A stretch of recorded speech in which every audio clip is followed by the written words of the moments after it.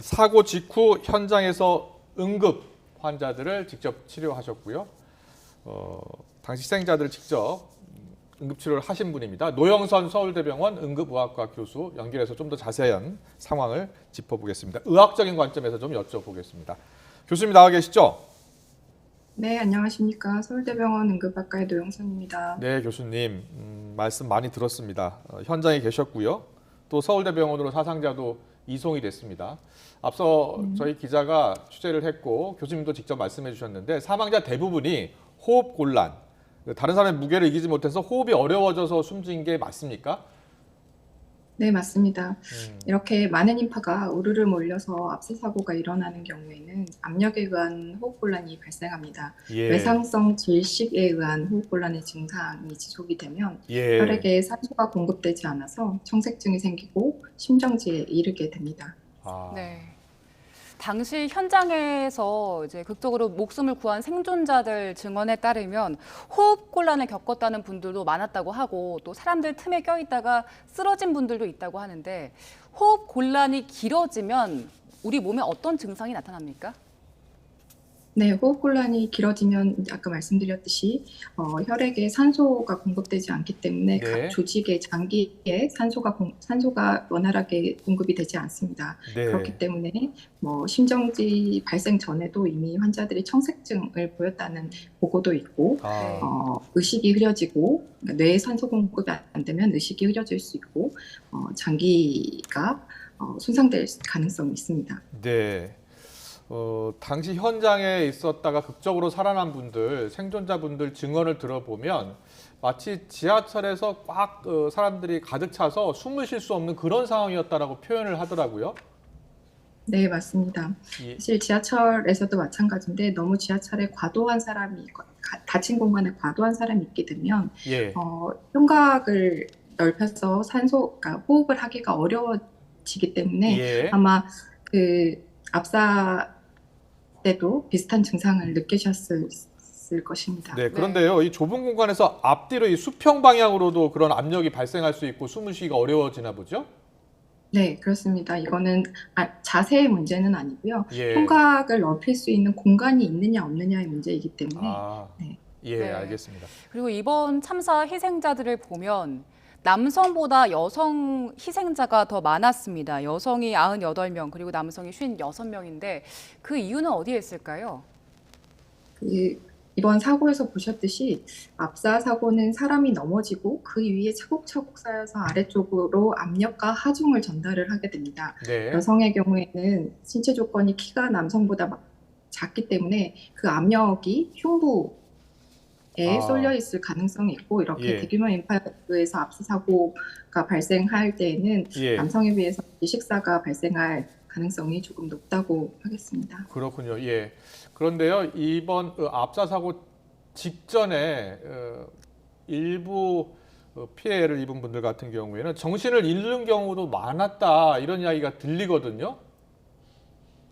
네, 맞습니다. 아까 말씀드렸듯이 산소가 공급이 돼야 되는데 정상적으로 산소의 그 교환이 이루어지지 않으면서 뇌에 외상성 질식이라고 하는 게 이렇게 산소가 뇌에 전달이 되지 않기 때문에 의식이 떨어지게 되는 거거든요. 네, 그리고 일부 사망자 경우에는 배가 부풀었다는 증언들도 있었거든요. 이 배가 부푸는 증상도 압사 사고에서 보일 수 있는 특징 중에 하나일까요? 네, 그렇습니다. 압사 사고 때는 그 하반신 압박으로 인해서 혈액이 상반신에 쏠려서 얼굴 등에도 부종이 발생할 수 있고 이제 압박에 의한 장기 출혈 같은 것들이 생길 수도 있고요. 압박이 풀리면서 생기는 압박 증후군의 가능성도 있겠습니다.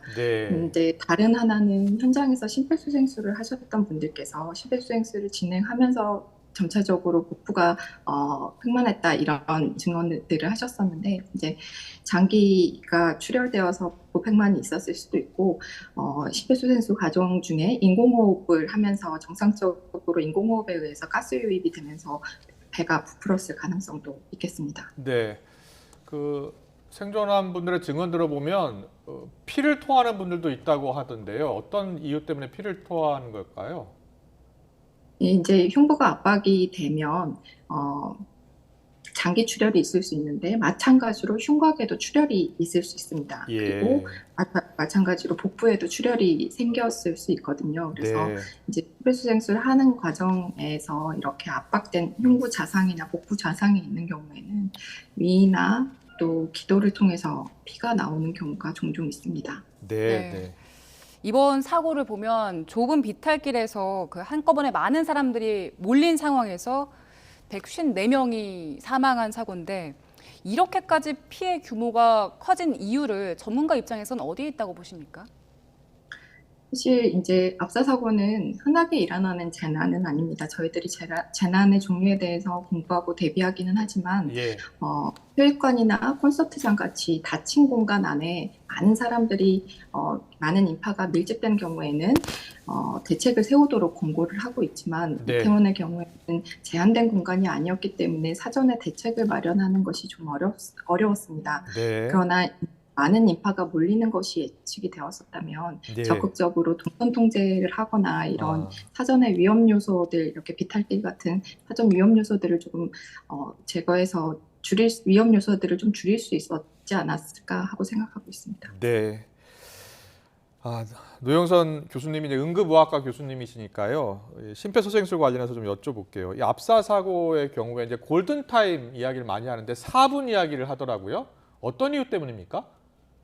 일반적으로 심정지 때 골든타임을 4분이라고 얘기하는 것은 심정지가 발생한 직후부터 4분 이내에 심폐소생술을 시행하면 이제 환자가 생존은 물론 뇌신경학적으로 회복할 가능성이 높아진다는 뜻입니다. 예. 심폐소생술 같은 처치는 빠르면 빠를수록 환자의 생존 확률이 높아지게 되는데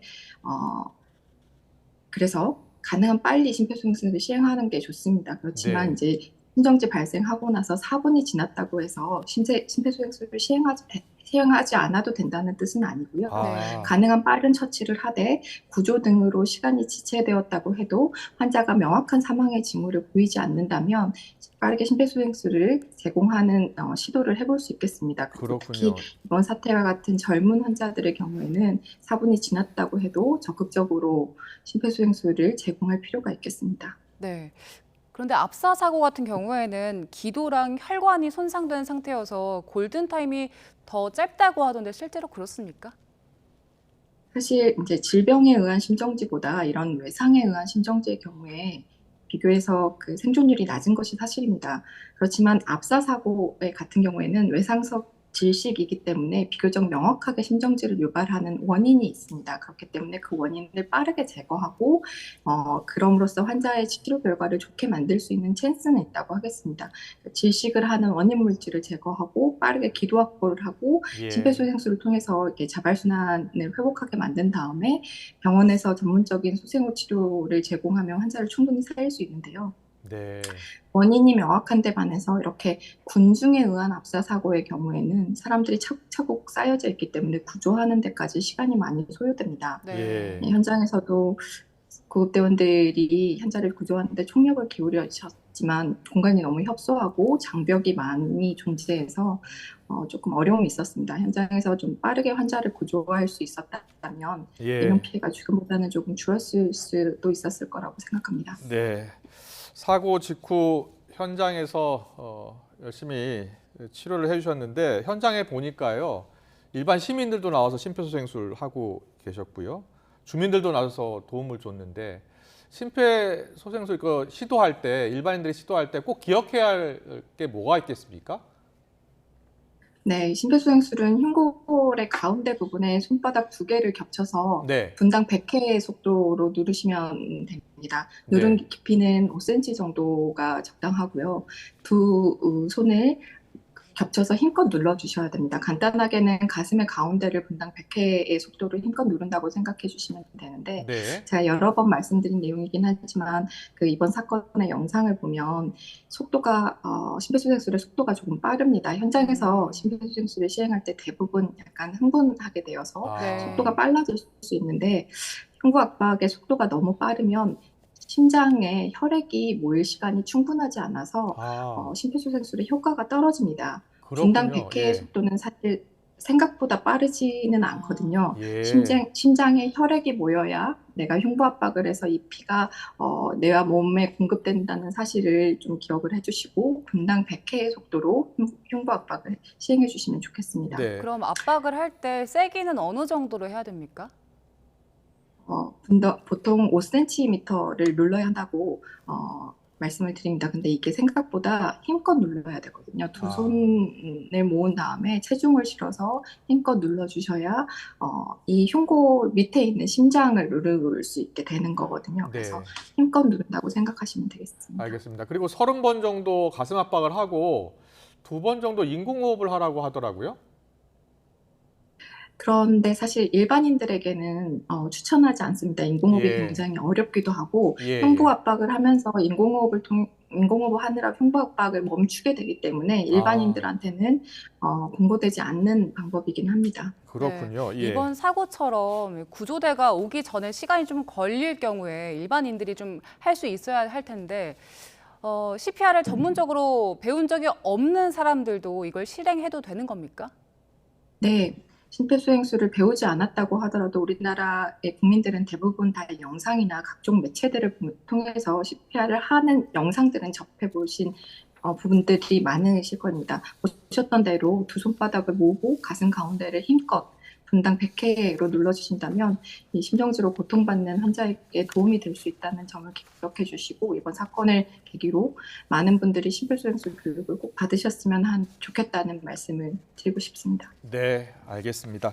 그리고 마지막으로요. 이번 참사와 관련돼서 자극적인 게시물 SNS에 지금 막 올라오고 있고요. 현장에 계셨던 분들도 있고 피해자 또 가족 일반 시민들도 트라우마를 겪을 수 있다 이런 우려를 많이 합니다. 전문가로서 꼭 당부하고 싶은 말씀 있으면 해주십시오. 네, 제가 현장에서도 가장 가슴이 아팠던 부분 중에 하나였습니다.